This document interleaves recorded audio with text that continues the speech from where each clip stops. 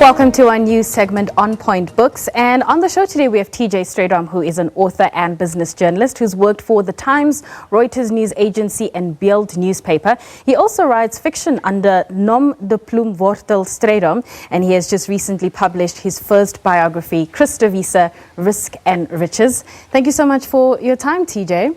Hi, Nastasia. I have to ask, of all the people you could have written about, how did the idea to write about Christo Wiese come about? Well, it was actually very easy. Just a few weeks after the Steinhoff debacle happened and the share price crashed, a publisher approached me and asked me would I write an unauthorized biography on Christo. And I thought, well, there can't be a better time than now. Yeah. So yes, that's why I went, because it's historical, but it's also a little bit topical. Because I think a lot of people wanted to know, a bit more about the biggest shareholder in Steinhoff and the guy who, at least in money terms, lost the most out of Steinhoff's share crash. And did you approach him to help you with some of the research, because you would need to be able to put together his background, childhood, family members, etc.? Absolutely. I went to him relatively early in the process, and I asked him whether we could work together and do one of those thick Steve Jobs kind of biographies. Yeah.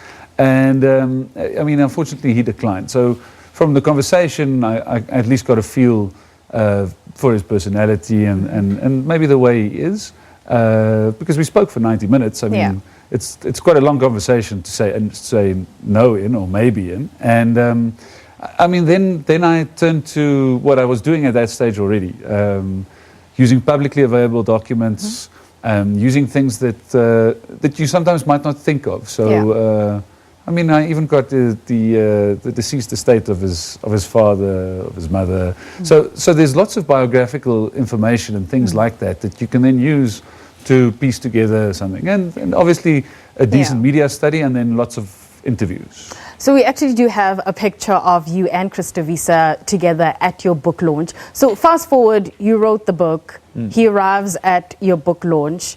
Tell me about the mood and the energy in Cape Town. So there was definitely a bit of a change in the room when he stepped in. I did invite him, so he didn't come uninvited, and I sent him a book too, because I think even though it's an unauthorized biography, if there's a book about you, you probably shouldn't pay to get to read it. Yeah. I invited him, and when he came, it really changed the evening. What made it nice was he could then answer a few questions and just illuminate a few of the things. And if I had that interview when I wrote the book, I think I would have been able to put a few more stories in there. I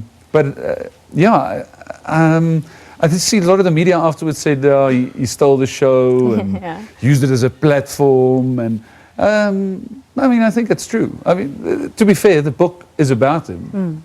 I wrote it, but it's about him. So, the interest is because he is the subject of the book. It's not because I wrote the book. So, I'm very glad that he actually came. And, it got a bit of media attention because of that. And I think a lot of people that have never seen the guy saw him in real life, listened to him talk, because my research, I saw plenty of him. So I think I've got a feel for him. But I think a lot of people don't know how charming this guy is. He's a billionaire, an investor, a deal maker, a tough deal maker. And I think those things are out in the media, but sort of that charm. Let's talk a little bit about that, because, as you mentioned, billionaire, investor, and, from what I gathered from, the book, he seems to be good at negotiating, and he knows exactly what the reward is at the end of the table. What do we gather from him in terms of his business skills, friendships, business partners, and his relationships with people he's negotiated with? Yeah, so what I sort of saw is he definitely, he's not scared of taking risks, and he's not scared of, negotiating really hard to get what he wants in a deal, and he's walked away from plenty of deals, only to go back later at a better price and then buy. So what's interesting about it is, if you look at all the deals over the years, there was obviously an element of luck involved, an element of skill, an element of negotiation, prowess, and then partnering with the right people to build companies like Pep stores where he was involved early on and later controlled it. So built Pep stores into Pepcor, into Pep stores again, which we know today. ShopRite from early on, and then later Steinhoff. So these things, he obviously brings something to the table in terms of skills, but I think his real thing is in the deal making, and that's the thing he loves, and that also comes out in the book. Okay, Yeah. so let's talk about the writing process. You mentioned that you used a lot of publicly available information. The research coming together and putting it all in one book, how long did that take from, because I remember you mentioned to me just off air that initially your manuscript was in Afrikaans. Yes. Yeah, I wrote the book in Afrikaans. It is also out in Afrikaans, and in English. So then there was a bit of an editing process on the Afrikaans manuscript, and when we'd finished editing it, which is a bit of to and fro between me and an editor, then I took that and translated that to English. I'd say the research was pretty hard research for about 3 months. Yeah. Writing a month, then editing a month, then writing a month again, then another month of editing.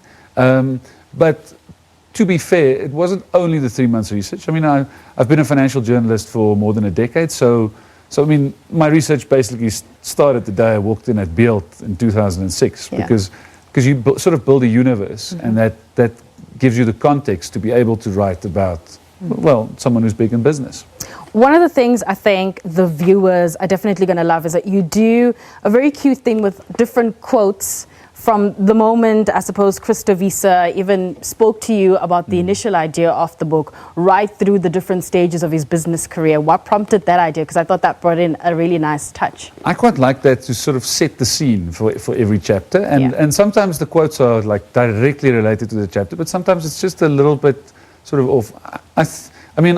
I'm not going to claim I came up with it. I've seen it in plenty of books, but I just thought it was a way to start the story in a chapter before you actually start the story. And sometimes some of those are actually pretty funny. There's this one quote by Marcus Jooste where he says, "I'm not a due diligence kind of guy," and I think. I think we've gathered that bit. So because this is your first biography, I mean, is there an opportunity for you to write a next one? Yes, so I'm in talks at the moment about writing more. I mean, I can't reveal about who, but I think there's definitely a formula to writing a biography, and I think I've got that down. And what is the formula while we're on that you've gathered so far? If I tell you now, then everyone will write biographies, then there'll be no market. We want to get people writing books. So I think you need to do a proper media study to fill sort of your own gaps.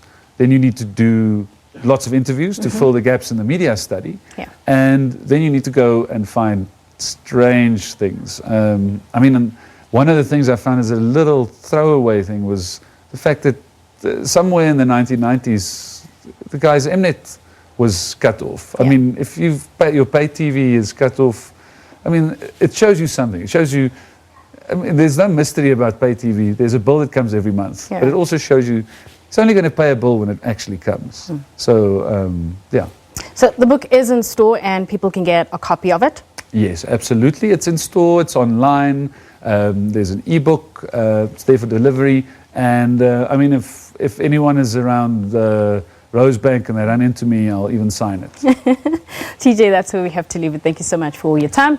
That was TJ Strydom, who is the author of Christo Wiese, Risk and Riches. And because earlier this week, SARS announced the 2019-2020 tax filing season, so we thought let's have a self-help book that helps you with your tax. So How to Get a SARS Refund by Danielle Barnes. It'll help you understand why you are taxed the amount that you are and will assist you in reducing your tax liability. It'll also help you navigate your way through the annual income return for individuals as you complete your return via e-filing, with plenty of informative, practical examples. How to get a tax refund sets out in a simple, effective way how to get the most or the bang for your money.